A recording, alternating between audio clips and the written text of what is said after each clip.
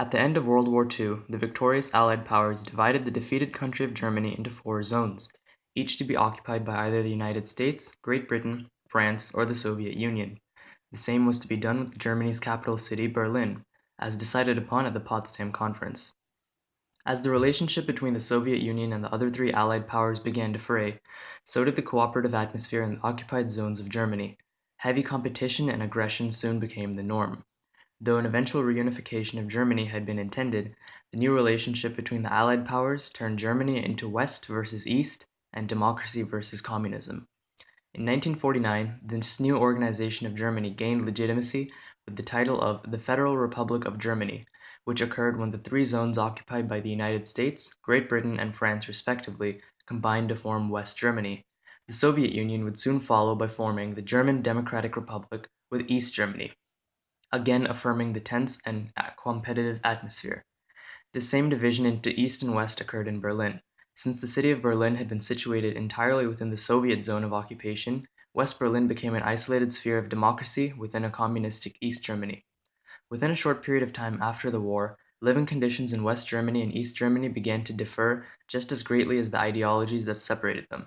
With the help and support of its occupying powers, West Germany set up a capitalistic society and saw its economy skyrocket, immortalizing the moment as the economic miracle.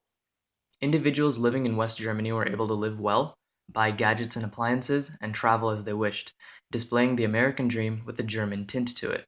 From the United States perspective, they'd been able to display the benefits of capitalism overseas and with democracy successfully. However, for the Soviets, nearly the exact opposite was true in East Germany. Since the Soviet Union had viewed their zone as a spoil of war, they requisitioned factory equipment from the area and other valuable assets and shipped them back to the Soviet Union. When East Germany became its own country, it was under the direct influence of the Soviet Union, and thus a communist society was established.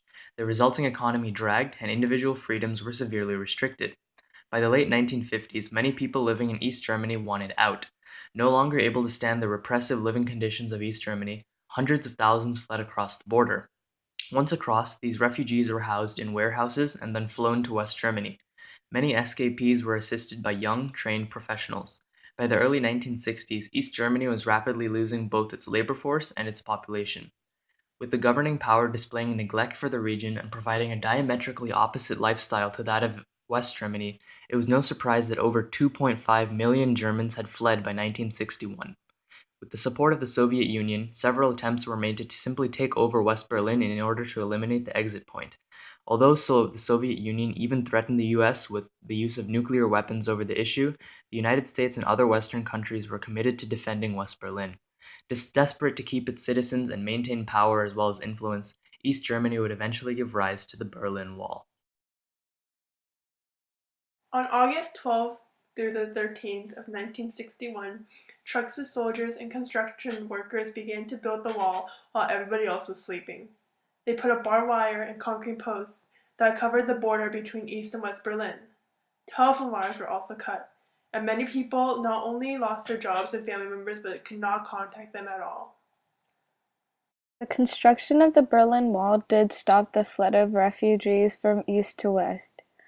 Though he was not happy about it, President Kennedy conceded that a wall is a hell of a lot better than a war. Over time, East German officials replaced the makeshift wall with one that was sturdier and more difficult to scale. A 12-foot tall, 4-foot wide mass of reinforced concrete was topped with an enormous pipe that made climbing over nearly impossible. The wall was officially called the Anti-Fascists Wall by the East Berlin government, which translates to Anti-Fascist Wall. They explained to the citizens that they should be grateful for being protected from the criminals and fascists in the West, and border guards were taking many measures to do so. However, they did not explain how the border guards were instructed to shoot on sight if they saw anyone trying to escape. They basically told the citizens of the East that they wanted to stop the West from entering the East. The people in Berlin were very angry and surprised when they realized what was happening. Unfortunately, the citizens in the East could not really do anything about it under the communist rule and under the watch of the Stasi, the East German secret police. Luckily, on the first day, in the morning, the wall was simply a fence and incomplete in many places, so the East Germans could run through the gaps or hop over the fence. Behind the wall on the East German side was a so-called death strip, which had soft sand to show footprints, and floodlights, vicious dogs, tripwire machine guns, and patrolling soldiers with orders to shoot people on sight. Memorials were often erected at locations where people were shot. Around 100 people were shot. However, there were still a lot of people who made it across. Ralph Kabish is one of them, and he saved 57 people. A group of people and I were at a bakery, and we dug a tunnel from West Berlin to East Berlin to help people cross and be reunited with their families. West Berliners wanted help from the US and NATO. However, fearful of a nuclear war, the US and NATO refused to help with the military. Also, many leaders actually didn't mind the wall since it created stability between the East and West. In the East German paper News Deutschland, a small staff of trusted party members were instructed to write that a wall had been constructed to save the East Berliners from the evil West Berliners, and a small party of trusted members were told to write that a wall had been constructed between the East and the West so that the East Berliners could be saved from the West Berliners who were criminals. Then, on August 14th, the East Berlin media continued to support the closed borders, and News Deutschland said that protesters would be jailed. Still, a lot of people tried to cross over to West Berlin, but not all of them were successful.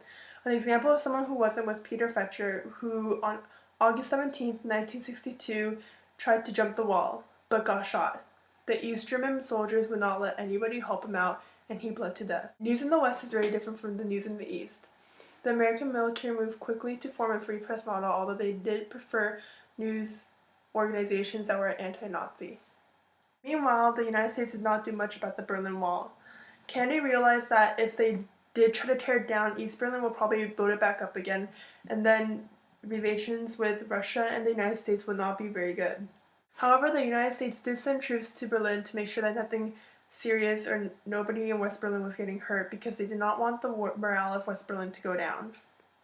However, the United States did send 1,600 troops to make sure nothing serious was going on because they did not want the morale of West Berlin to go down. 2 years after the Berlin Wall was made, Kennedy went to West Berlin and said, "Ich bin ein Berliner," which means we are all Berliners. However, many people mistook it to mean I am a jelly donut because in other parts of Germany, Berliner means jelly donut, but in Berlin it means someone from Berlin. In the June of 1987, U.S. President Ronald Reagan delivered a speech at the Brandenburg Gate of the Berlin Wall, demanding Soviet leader Mikhail Gorbachev to remove the wall, as it stood as a testament of denying freedom and peace. Gorbachev realized that these old Soviet ways were choking the economy of the USSR and all the other Eastern Bloc countries. In addition, he felt the strain from opposition to Soviet rule growing in Poland as well as Czechoslovakia. The Berlin Wall stood until November 9, 1989, when the head of the East German Communist Party announced that the civilians of the GDR could cross the border whenever they pleased. That night, enthusiastic crowds swarmed the wall, some crossing freely into West Berlin. Both East and West Berliners flocked to the wall drinking beer and champagne, chanting, "Open the gate." Others even brought hammers and picks to begin to chip away at the wall itself. More than 2 million people from East Berlin visited West Berlin that weekend to participate in the celebration. On October 3, 1990, West and East Germany were officially reunited after nearly 30 years. To this day, the Berlin Wall remains as one of the most powerful and enduring symbols of the Cold War.